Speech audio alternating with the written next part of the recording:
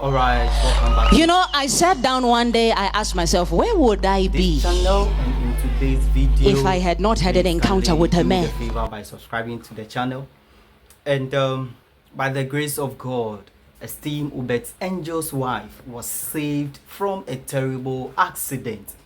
Yes, the woman of God explained how this accident nearly took her life. Let's go and listen to what the woman of God said, and we'll be right back. You know, I sat down one day, I asked myself, where would I be if I had not had an encounter with a man? Where would I be? If I had not met this prophet, where would I be? Without Spirit Embassy, where would I be? And you know what the Lord ministered to me? He said, you would have been long dead, 6 feet under. I am convinced of this. Long dead. My own personal testimony, remember what I was saying, that the man of God taught us to follow a revelation and not a man. I have a testimony where I was being driven from London. You guys know part of my testimony. I was being driven from London, and he has his own side of what was happening. While mine was happening, something was also happening on his side. So I won't go too much into that one. And so we had just finished a trip to Israel. And then I went to minister in the London branch, and he came here. And while I finished the service in London, I decided I'll get a ride from our pastor and his wife. They had a brand new BMW. And so I was in the car. They said, Mom, we would like to, please, we'll take you home in our new car. I said, no problem. We live same neighborhood. So I sit in the back of this 2-door, brand spanking new, silver BMW. She was shiny. She was pretty. My petrol heads will know. You see, I don't personally like BMW, but that one was really nice.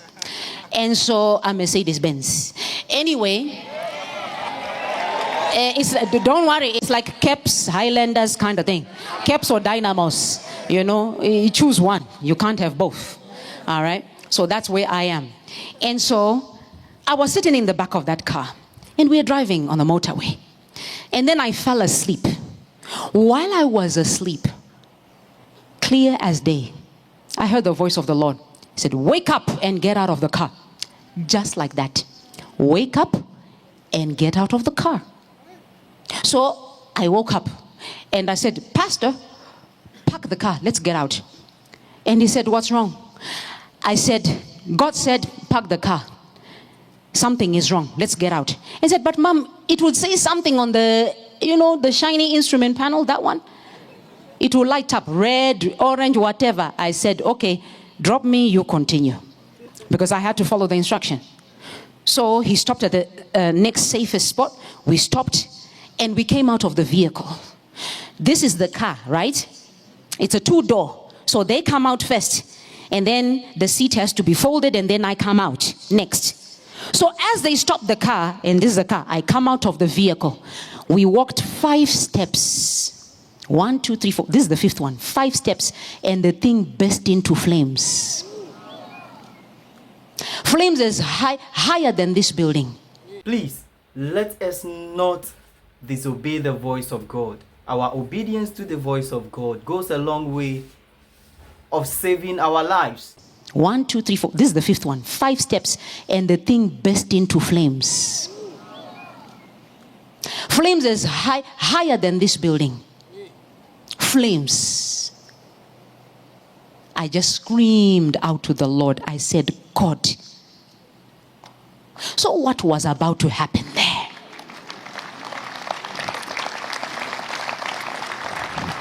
There is something that God placed in our church. There is power that you and I possess as Christians by right. The fact that we are born again, that makes us extremely valuable to Him. Each and every one of us here, we are valuable to Him. Right now you were crossing the road. How many opportunities did you have of being run over? Just today alone. How many? Anything could have happened. Do you know that if a cockroach crawls into your ear and goes somewhere inside your head, you are done for? And look at how many cockroaches we have in our houses. I'm telling you, it's a serious thing. How come in the whole life of you, nothing like that has ever happened? You see, this God, we say, God has never done anything for me. Oh, do you want him to now remove his hand so that you really see? Once he removes the umbrella, that's when you want to feel the raindrops. God has done so much for us. So much. The things that we know and the things we don't know. And the things we don't know are more than the things we actually know. When we say we are having a Thanksgiving service, some will say, it's just Thanksgiving.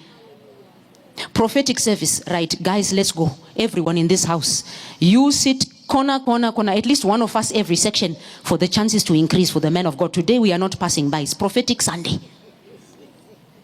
Thanksgiving, or say prayer service, half the church shows up. You are still playing. You don't know what this God has done for you. You really don't.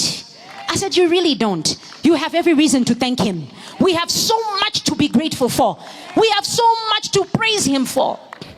I lived that day when I was supposed to die. That car was so charred that the firemen, when they came, thought it was a bomb.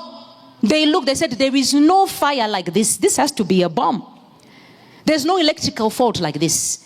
They searched everywhere. There was no sign of any bomb. The enemy had forged his weapon. But my Bible says, no weapon fashioned against thee, no weapon fashioned against thee shall prosper.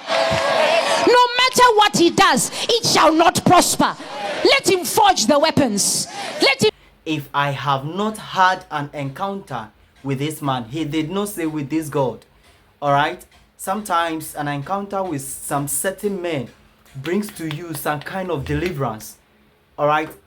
Be careful who you connect yourself with. Be careful who watches over your soul. God bless you. We'll come your way again. Please kindly subscribe to this channel.